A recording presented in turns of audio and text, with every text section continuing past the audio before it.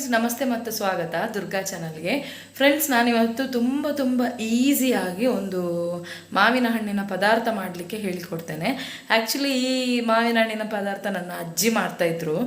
ತುಂಬ ಸ್ಪೆಷಲ್, ತುಂಬ ಟೇಸ್ಟ್ ಅಂತ ಹೇಳಿದರೆ ಟೇಸ್ಟ್ ಆಗಿರ್ತದೆ. ಅಫ್ಕೋರ್ಸ್ ಡಯಾಬಿಟೀಸ್ ಪೇಷಂಟ್ಸ್, ಡಯಾಬಿಟಿಕ್ ಇರುವವರು ತಿನ್ನಲಿಕ್ಕೆ ಆಗೋದಿಲ್ಲ. ಯಾಕಂತ ಹೇಳಿದರೆ ನಾವು ಸಕ್ಕರೆ ಹಾಕಿ ಮಾಡ್ತಾ ಇರುವಂಥದ್ದು. ಮಾವಿನ ಹಣ್ಣು ಆಲ್ರೆಡಿ ಸ್ವೀಟ್ ಇರ್ತದೆ, ಬಟ್ ಇದಕ್ಕೆ ಸ್ವಲ್ಪ ಸಕ್ಕರೆ ಹಾಕಿ ಮಾಡುವಂಥದ್ದು. ಬೆಲ್ಲ ಕೂಡ ಹಾಕ್ಬೋದು, ಆದರೆ ನನ್ನ ಅಜ್ಜಿ ಸಕ್ಕರೆ ಹಾಕಿ ಮಾಡ್ತಾಯಿದ್ರು. ಯಾವಾಗಾದ್ರೂ ಒಮ್ಮೆ ನಾನು ಅವರ ಮನೆಗೆ ಹೋಗುವಾಗ ಮಾಡ್ತಾಯಿದ್ರು. ತುಂಬ ಖುಷಿ ಆಗ್ತಿತ್ತು. ನಾನೆನಿಸಿದೆ ಏನೋ ಎಲ್ಲ ತುಂಬ ಇರ್ಬೋದು ಅಂತ ಹೇಳಿ ಅದಕ್ಕೆ ಮಾಡಲಿಕ್ಕೆ. ನೋಡುವಾಗ ಏನಿಲ್ಲ, ಒಂದು ಮೆಣಸಿನ ಹುಡಿ ಮತ್ತು ಸಕ್ಕರೆ ಅಷ್ಟೇ. ಸೊ ನಿಮಗೆ ಹೇಗೆ ಮಾಡೋದು ಅಂತೇಳಿ ನಾನು ಇವತ್ತು ನಿಮಗೆ ತೋರಿಸ್ತೇನೆ. ಅದಕ್ಕಿಂತ ಮುಂಚೆ ನಮ್ಮ ಚಾನಲನ್ನು ಯಾರೆಲ್ಲ ಸಬ್ಸ್ಕ್ರೈಬ್ ಮಾಡಲಿಲ್ಲ ಅವರು ದಯವಿಟ್ಟು ಸಬ್ಸ್ಕ್ರೈಬ್ ಮಾಡಿ, ಶೇರ್ ಮಾಡಿ, ಲೈಕ್ ಮಾಡಿ, ಕಮೆಂಟ್ ಮಾಡಿ. ಈಗ ಮಾವಿನ ಹಣ್ಣಿನ ಸೀಸನ್ ಸ್ಟಾರ್ಟ್ ಆಗಿದೆ. ಸೊ ತುಂಬ ಈಸಿಯಾಗಿ ನೀವು ಕೂಡ ಇದನ್ನು ಮನೆಯಲ್ಲಿ ಮಾಡ್ಬೋದು. ಬನ್ನಿ, ನಾವು ಅದಕ್ಕೆ ಏನೆಲ್ಲ ಬೇಕು, ಏನೂ ಬೇಕಿಲ್ಲ. ಒಂದು ಮೆಣಸಿನ ಹುಡಿ ಮತ್ತು ಒಂದು ಸ್ವಲ್ಪ ತೆಂಗಿನ ಎಣ್ಣೆ ಅಷ್ಟೇ, ಮತ್ತು ಸಾಸಿವೆ, ನಾರ್ಮಲಿ ಒಗ್ಗರಣೆ ಹಾಕಲಿಕ್ಕೆ ತುಂಬ ಈಸಿ. ಹೇಗೆ ಮಾಡೋದು ಅಂತೇಳಿ ನಾನು ನಿಮಗೆ ಹೇಳಿಕೊಡ್ತೇನೆ ಫ್ರೆಂಡ್ಸ್. ಈಗ 3 ಮಾವಿನ ಹಣ್ಣು ಉಂಟು. ಆ್ಯಕ್ಚುಲಿ ಇದಕ್ಕೆ ಚಿಕ್ಕ ಮಾವಿನ ಹಣ್ಣು ತುಂಬ ಒಳ್ಳೆ ಆಗ್ತದೆ, ಬಟ್ ಈಗ ಮಾವಿನ ಹಣ್ಣು ಸೀಸನ್ ಸ್ಟಾರ್ಟ್ ಆಗೋದಷ್ಟೇ ಅಲ್ವಾ. ಸೊ ಇದೇ ಸಿಕ್ಕಿದ್ದು ನನಗೆ. ಸೊ ಇದರದ್ದು ಸಿಪ್ಪೆ ತೆಗೆದು, ನನ್ನ ಅಜ್ಜಿ ಹೇಗೆ ಮಾಡ್ತಾಯಿದ್ರು ಅಂತ ಹೇಳಿದರೆ, ಇದರದ್ದು ಸಿಪ್ಪೆ ತೆಗೆದು, ಸಿಪ್ಪೆ ಯೂಸ್ ಮಾಡ್ತಾ ಇರಲಿಲ್ಲ ಅವರು. ಜಸ್ಟ್ ಇದನ್ನು ಹೀಗೆ ಕೈಯಲ್ಲಿ ಸ್ವಲ್ಪ ಕ್ರಷ್ ಮಾಡಿ, ಸ್ವಲ್ಪ ನೀರು ಹಾಕಿ, ಉಪ್ಪು ಹಾಕಿ, ನಾವು ಒಂದು 3 ನಿಮಿಷ, ಸ್ವಲ್ಪ ಉಪ್ಪು ಹಾಕಬೇಕು, 3 ನಿಮಿಷ ಗ್ಯಾಸಲ್ಲಿ ಇದನ್ನು ಬೇಯಿಸಬೇಕು. ಆನಂತರ ಏನು ಮಾಡಬೇಕಂತೇಳಿ ತೋರಿಸ್ತೇನೆ. ಈಗ ನಾನು ಇದರ ಸಿಪ್ಪೆ ಎಲ್ಲ ತೆಗೆದು ನಿಮಗೆ ನಾನು ತೋರಿಸ್ತೇನೆ. ಸಿಪ್ಪೆ ಒಂದು ವೇಳೆ ಕಹಿ ಇದ್ದರೆ ಹಾಕಬೇಡಿ, ಬಟ್ ನಾನೇನು ಮಾಡ್ತೇನೆ ಅಂತ ಹೇಳಿದರೆ ಸಿಪ್ಪೆ ಕೂಡ ಕೆಲವೊಮ್ಮೆ ಇದಕ್ಕೆ ಹಾಕಿ ಬೇಯಿಸ್ತೇನೆ, ಆಗ ತುಂಬ ಚೆಂದ ಆಗ್ತದೆ. ಬನ್ನಿ ಫ್ರೆಂಡ್ಸ್, ಇದರದ್ದು ಸಿಪ್ಪೆ ಅಷ್ಟು ಕಹಿ ಇಲ್ಲ. ಸೊ ಒಂದು ಮಾವಿನ ಹಣ್ಣು ಉಂಟಲ್ಲ, ಅದನ್ನು ಸ್ವಲ್ಪ ಕೈಯಲ್ಲಿ ನಾವು ಈ ಥರ ಮಾಡಬೇಕು. ಸೊ ಒಂದು ಸ್ವಲ್ಪ ಈ ಥರ ಕೈಯಲ್ಲಿಯೇ ನಾವು ಅದನ್ನು ಕ್ರಷ್ ಮಾಡಿ ಇಡುವ. ಮತ್ತು 2 ಮಾವಿನ ಹಣ್ಣಿದೆ ಅಲ್ವ, ಅದನ್ನು ಹಾಗೆಯೇ ಬೇಯಿಸ್ಲಿಕ್ಕೆ ಇಡೋದು. ಇದರದ್ದು ಸ್ವಲ್ಪ ರಸ ಎಲ್ಲ ಅದರಲ್ಲಿ ಇಳೀಲಿ ಅಂತೇಳಿ ಕೈಯಲ್ಲಿ ಸ್ವಲ್ಪ ಈ ಥರ ಕ್ರಷ್ ಮಾಡಿ ನಾವು ಬೇಯಿಸ್ಲಿಕ್ಕೆ ಇಡ್ತೇವೆ. ಫ್ರೆಂಡ್ಸ್, ಈಗ ಇದಕ್ಕೆ ನಾನು 1.5 ಗ್ಲಾಸ್ ನೀರು, 1 ಚಿಟಿಕೆಯಷ್ಟು ಉಪ್ಪು ಹಾಕಿ ಈಗ ನಾನು ಬೇಯಿಸ್ತೇನೆ. ಬೇಯಿಸೋದು ನೀವು ತುಂಬ ಹೊತ್ತು ಬೇಯಿಸ್ಬೇಕಂತಿಲ್ಲ, ಒಂದು 3 ನಿಮಿಷ ಸಾಕು, ಒಂದು ಕುದಿ ಬಂದರೆ ಸಾಕು. ಆನಂತರ ನಾವು ಸ್ವಲ್ಪ ಚಿಲ್ಲಿ ಪೌಡರ್ ಹಾಕಿ, ಸಕ್ಕರೆ ಹಾಕಿ ಒಂದು ಸ್ವಲ್ಪ ಕುದಿಸಿದರೆ ನಮ್ಮ ಪದಾರ್ಥ ಆಯಿತು. ಮತ್ತು ಒಂದು ತೆಂಗಿನ ಎಣ್ಣೆಯಲ್ಲಿ ಸಾಸಿವೆ ಮತ್ತು ಕರಿಬೇವು ಸೊಪ್ಪು ಒಗ್ಗರಣೆ ಹಾಕಿದರೆ ಆಯಿತು. ನೀವು ಎನಿಸ್ಬೋದು ಇದೆಂತ ಅಂತೇಳಿ. ನೀವು ಮಾಡಿ ನೋಡಿ ಫ್ರೆಂಡ್ಸ್, ಒಳ್ಳೆ ಟೇಸ್ಟ್ ಆಗ್ತದೆ. ನನ್ನ ಅಜ್ಜಿ ಮಾಡ್ತಾ ಇದ್ದಂಥ ಪದಾರ್ಥ ಇದು. ತುಂಬ ಒಳ್ಳೆ ಆಗ್ತದೆ. ತುಂಬ ಜನ ನನ್ನ ಹತ್ರ ಕೇಳಿ ಇದನ್ನು ಮಾಡಿ ತುಂಬ ಒಳ್ಳೆ ಆಗಿದೆ ಅಂತ ಹೇಳಿದರು. ಅದಕ್ಕೆ ಇವತ್ತು ವಿಡಿಯೋದಲ್ಲಿ ಶೇರ್ ಮಾಡುವ ಅಂತ. ಸರಿ ಫ್ರೆಂಡ್ಸ್, ಈಗ ಇದು ಕುದೀಲಿ.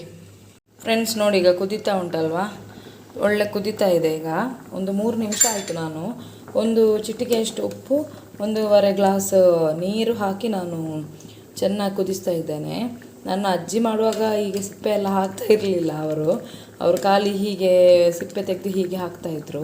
ಈ ದೊಡ್ಡ ಮಾವಿನಕಾಯಿಗಿಂತ ಚಿಕ್ಕ ಮಾವಿನಕಾಯಿ ಹಣ್ಣು ಹಾಕಿ ಮಾಡಿದರೆ ಒಳ್ಳೆ ಆಗ್ತದೆ. ಇನ್ನೂ ಸಹ ನಾನು ಈ ಸಿಪ್ಪೆ ಸಹ ಹಾಕೋದು ಒಳ್ಳೆ ಆಗ್ತದೆ ಅಂತೇಳಿ. ಈಗ ಇದು ಕುದೀತಾ ಇದೆ ಅಲ್ವಾ, ಈಗ ಇದಕ್ಕೆ ನಾವು 1.5 ಟೀ ಸ್ಪೂನಷ್ಟು ಕಾಶ್ಮೀರಿ ರೆಡ್ ಚಿಲ್ಲಿ ಪೌಡ್ರನ್ನು ಹಾಕಬೇಕು. ಇದಷ್ಟು ಖಾರ ಬರುವುದಿಲ್ಲ ಫ್ರೆಂಡ್ಸ್, ಇದು ಕಲರ್ ಮಾತ್ರ ಕೊಡ್ತದೆ.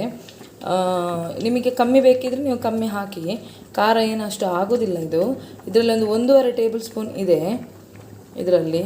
ಇದನ್ನೀಗ ಮಿಕ್ಸ್ ಮಾಡಬೇಕು ನಾವು. ಕಲರ್ ಮಾತ್ರ ಕೊಡ್ತದೆ ಇದು, ನೋಡಿ, ಅಷ್ಟು ಖಾರ ಬರುವುದಿಲ್ಲ ಇದು ಕಾಶ್ಮೀರಿ ರೆಡ್ ಚಿಲ್ಲಿ ಪೌಡರ್. ಇದನ್ನು ಒಳ್ಳೆ ಈಗ ಮಿಕ್ಸ್ ಮಾಡಿ ನಾವು ಒಂದು ಸ್ವಲ್ಪ ಕುದೀಲಿ. ಅದು ನೋಡಿ ಒಳ್ಳೆ ಕಲರ್ ಬಂತು ಈಗಲೇ, ನೋಡಿ ಒಳ್ಳೆ ಕುದೀಲಿದೆ. ಈಗ ಇದಕ್ಕೆ ಈಗ ಎಷ್ಟು ಬೇಕಷ್ಟು ಸಕ್ಕರೆಯನ್ನು ನಾವು ಹಾಕುವ. ಈಗ ಈ ಕಪ್ಪಲ್ಲಿ ಒಂದು ಸ್ವಲ್ಪ ಸಕ್ಕರೆ ತಗೊಂಡಿದ್ದೇನೆ ನೋಡಿ. ಇದಕ್ಕೆ ಕೆಲವರು ರಸಾಯನ ಹೇಳ್ತಾರೆ, ಎಂಥದ್ದು ಹೇಳ್ತಾರೆ, ಆದರೆ ನಮಗೆ ಅನ್ನಕ್ಕೆ ಇದು ತುಂಬ ಒಳ್ಳೆ ಆಗ್ತದೆ. ಬೇರೆ ಪದಾರ್ಥವೇ ಬೇಕಂತಿಲ್ಲ. ನಿಮಗೆ ರುಚಿಗೆ ತಕ್ಕಷ್ಟು ಎಷ್ಟು ಸಕ್ಕರೆ ಬೇಕಷ್ಟನ್ನು ನೀವು ಹಾಕಿ. ಸಕ್ಕರೆ ಹಾಕಿದ್ರೇ ಇದು ತುಂಬ ಟೇಸ್ಟ್ ಆಗೋದಿದು. ಈಗ ನಾನು ಇದಕ್ಕೆ ಹಾಕ್ತೇನೆ ನೋಡಿ. ಮತ್ತು ನೀವು ನೋಡಿ, ಹಣ್ಣು ತುಂಬ ಸಿಹಿ ಸ್ವೀಟ್ ಇದ್ದರೆ ತುಂಬ ಸಕ್ಕರೆ ಬೇಡ. ನಾನೀಗ ಇಷ್ಟು ಸಕ್ಕರೆ ಹಾಕಿದ್ದೇನೆ ಸಾಕು. ಇದುವೇ ತುಂಬ ಸಿಹಿ ಆಗ್ತದೆ. ತುಂಬ ಅಂದರೆ ಓವರ್ ಸಕ್ಕರೆ ಪಾಕದ ಹಾಗೆ ಮಾಡಬಾರ್ದು. ಸೊ ಈ ಥರ ಇದೀಗ ಸಕ್ಕರೆ ಕರಗಲಿ. 1-2 ನಿಮಿಷದಲ್ಲಿ ಸಕ್ಕರೆ ಒಳ್ಳೆ ಕರಗ್ತದೆ. ಆಗ ನೀವು ನೋಡಿ, ನಿಮಗೆ ಸಿಹಿ ಬೇಕಾದರೆ ಇನ್ನಷ್ಟು ನೀವು ಹಾಕ್ಬೋದು. ಈಗ ಇದು ಕುದೀಲಿ ಫ್ರೆಂಡ್ಸ್. ಈಗ ಚೆನ್ನಾಗಿ ಕುದೀತಾ ಉಂಟು ಇದು. ನೋಡಿ ಇದೀಗ ತಣ್ಣಗಾದ್ಮೇಲೆ ತುಂಬ ಚೆಂದ ಆಗ್ತದೆ ನೋಡಿ. ಈ ಮಾವಿನ ಹಣ್ಣಿನ ಸಾರು ನೋಡಿ ತುಂಬ ಟೇಸ್ಟ್ ಆಗಿರ್ತದೆ. ನೀವು ಬೆಲ್ಲ ಬೇಕಿದ್ದರೆ ಬೆಲ್ಲ ಹಾಕ್ಬೋದು ಸಕ್ಕರೆಗಿಂತ ಬದಲು. ನಾನು ನನ್ನ ಅಜ್ಜಿ ಹೇಗೆ ಮಾಡ್ತಾಯಿದ್ರು ಹಾಗೆ ಮಾಡಿ ತೋರಿಸ್ತಾ ಇರುವಂಥದ್ದು. ನನಗೆ ಸಾಕಾಗಲಿಲ್ಲ ಸಕ್ಕರೆ, ಮತ್ತು ನಾನು ಟೇಸ್ಟ್ ಮಾಡಿ ನೋಡುವಾಗ ಇದರಲ್ಲಿ ಆಗ ನಾನು ಹಾಕಿದ್ದೆ ಅಲ್ವ, ಫುಲ್ ಕಪ್ ಹಾಕಿರಲಿಲ್ಲ ನಾನು. ಮತ್ತು ಒಂದು ಸ್ವಲ್ಪ ನೋಡಿ ಇಷ್ಟರವರೆಗೆ ಪುನಃ ನಾನು ಸಕ್ಕರೆ ಸೇರಿಸಿದೆ. ಈಗ ತುಂಬ ಸಕ್ಕರೆ ಉಪ್ಪು ಎಲ್ಲ ಒಳ್ಳೆ ಕರೆಕ್ಟಾಗಿದೆ ಈಗ ನಾನು ಇದನ್ನು ಒಂದು ಬೌಲಿಗೆ ಟ್ರಾನ್ಸ್ಫರ್ ಮಾಡಿ ಇದಕ್ಕೆ ಒಗ್ಗರಣೆಯನ್ನು ಹಾಕ್ತೇನೆ. ವಾವ್ ಫ್ರೆಂಡ್ಸ್, ನೋಡಿ ಎಷ್ಟು ಚೆನ್ನಾಗಿದೆ ಅಂತೇಳಿ. ನೋಡಲಿಕ್ಕೇ ತುಂಬ ಚೆಂದ ಇದೆ ಅಲ್ವಾ. ಯಾರಿಗೆಲ್ಲ ಆಸೆ ಆಗ್ತಾ ಉಂಟು ಅವರು ಕಮೆಂಟಲ್ಲಿ ನನಗೆ ಕಮೆಂಟ್ ಮಾಡಿ. ಅಯ್ಯಯ್ಯೋ, ಇಲ್ಲಿ ನೋಡಿ ನನ್ನ ಅವಸ್ಥೆ, ಓ ಅಂತೇಳಿ ಹೊಗೆ ಹೋಗ್ತಾ ಉಂಟು. ಇದನ್ನು ಆಫ್ ಮಾಡುವ, ಮತ್ತೆ ನಿಮಗೆ ತೋರಿಸ್ತೇನೆ. ನೋಡಿ ಇಲ್ಲಿ ತುಂಬ ಟೇಸ್ಟ್ ಆಗ್ತದೆ ಫ್ರೆಂಡ್ಸ್. ಇದು ನಾನಾಗಿ ಕಂಡಿಡ್ತದಲ್ಲ, ನನ್ನ ಅಜ್ಜಿ ಮಾಡಿದಂಥದ್ದು. ಪದೇ ಪದೇ ನಾನು ಹೇಳೋದು ಯಾಕಂತ ಹೇಳಿದರೆ ನನಗೆ ಅವರದ್ದೇ ನೆನಪಾಗ್ತದೆ ಇದನ್ನು ಮಾಡುವಾಗ. ಈಗ ಅವರಿಲ್ಲ. ಸೊ ನೀವು ಕೂಡ ಇದನ್ನು ಟ್ರೈ ಮಾಡಿ, ತುಂಬ ಚೆಂದ ಆಗ್ತದೆ, ತುಂಬ ಒಳ್ಳೆ ಆಗ್ತದೆ. ಈಗ ಹೇಗೋ ನಮಗೆ ಮಾವಿನ ಹಣ್ಣು ಸೀಸನ್ ಅಲ್ವಾ. ಸೊ ನಮ್ಮ ಚಾನಲಲ್ಲಿ ಮಾವಿನಕಾಯಿ ಚಟ್ನಿ ಬಗ್ಗೆ ಸಹ ನಾನು ವೀಡಿಯೋ ಹಾಕಿದ್ದೇನೆ. ಯಾರೆಲ್ಲ ನೋಡಲಿಲ್ಲ ಅದರ ಲಿಂಕನ್ನು ಡಿಸ್ಕ್ರಿಪ್ಷನ್ ಬಾಕ್ಸಲ್ಲಿ ಹಾಕ್ತೇನೆ. ಬನ್ನಿ ಫ್ರೆಂಡ್ಸ್, ಈಗ ಇದಕ್ಕೆ ಒಗ್ಗರಣೆ ಹಾಕ್ತೇನೆ ನಾನು. ಆದರೆ ಎಂತ ಆಯ್ತು ನೋಡಿ, ಇಲ್ಲಿ ನಿಮಗೆ ಅದನ್ನು ತೋರಿಸ್ಲಿಕ್ಕೆ ಹೋಗಿ ಇದು ಹೀಗೆ ಆಯಿತು. ಪರವಾಗಿಲ್ಲ, ಇದರಲ್ಲೇ ಒಗ್ಗರಣೆ ಹಾಕ್ತೇನೆ ನಾನು. ಇದಕ್ಕೆ ಮಾತ್ರ ತೆಂಗಿನ ಎಣ್ಣೆನೇ ಬೇಕು. ತೆಂಗಿನ ಎಣ್ಣೆಯಲ್ಲಿ ನಾವು ಒಗ್ಗರಣೆಯನ್ನು ಹಾಕುವ. ತೆಂಗಿನ ಎಣ್ಣೆ ಸ್ವಲ್ಪವೇ ಇರೋದು, ಇದಕ್ಕೆ ಹಾಕಿ ಬಿಡುವ, ಯಾಕಂದರೆ ಅದು ಆಲ್ರೆಡಿ ತುಂಬ ಬಿಸಿ ಉಂಟು. ಸ್ವಲ್ಪ ಸಾಕು ತೆಂಗಿನ ಎಣ್ಣೆ. ಸೊ ತೆಂಗಿನ ಎಣ್ಣೆಯಲ್ಲಿ ಒಗ್ಗರಣೆ ಹಾಕುವ. ಸಾಸಿವೆ ಮತ್ತು ಕರಿಬೇವು ಸೊಪ್ಪು ಅಷ್ಟೇ. ಈಗ ಗ್ಯಾಸ್ ಆನ್ ಮಾಡ್ತೇನೆ ನಾನು. ಫ್ರೆಂಡ್ಸ್, ಸಾಸಿವೆ ಹಾಕಿದೆ. ಈಗ ಕರಿಬೇವು ಸೊಪ್ಪು ಹಾಕ್ತೇನೆ.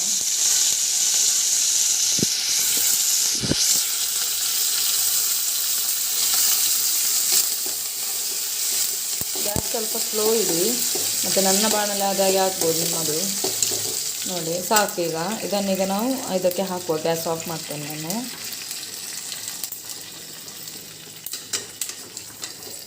ಇದನ್ನೀಗ ಈ ಪದಾರ್ಥಕ್ಕೆ ಒಗ್ಗರಣೆ ಹಾಕುವ ಫ್ರೆಂಡ್ಸ್. ಹಾಕಿ ನಿಮಗೆ ನಾನು ತೋರಿಸ್ತೇನೆ.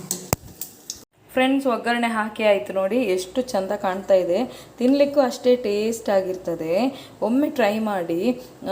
ಕಲರ್ ಮಾತ್ರ ಕೆಂಪಿದೆ ನೋಡಿ, ಅಂದರೆ ಕಾಶ್ಮೀರಿ ರೆಡ್ ಚಿಲ್ಲಿ ಪೌಡ್ರ್ ಹಾಕಿದ್ರಿಂದ ನೀವು ಅದನ್ನೇ ಹಾಕಬೇಕು ಫ್ರೆಂಡ್ಸ್. ಬೇರೆ ಮೆಣಸಿನ ಹುಡಿ ಹಾಕಿದರೆ ತುಂಬ ಖಾರ ಖಾರ ಆಗ್ಬೋದು, ಕಲರ್ ಕೂಡ ಅದು ಬರೋದಿಲ್ಲ. ಮತ್ತು ಇದು ತುಂಬ ಟೇಸ್ಟ್, ನನ್ನ ಅಜ್ಜಿ ಮಾಡ್ತಾ ಇರುವಂಥದ್ದು. ಪದೇ ಪದೇ ಹೇಳ್ತಾ ಇದ್ದೇನೆ, ಒಮ್ಮೆ ಟ್ರೈ ಮಾಡಿ ಫ್ರೆಂಡ್ಸ್.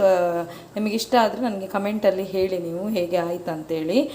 ಇನ್ನೊಂದು ವೀಡಿಯೋದಲ್ಲಿ ನಿಮಗೆ ನಾನು ಸಿಗ್ತೇನೆ ಫ್ರೆಂಡ್ಸ್. ಟೇಕ್ ಕೇರ್, ಟಾಟಾ, ಬಾಯ್ ಬಾಯ್.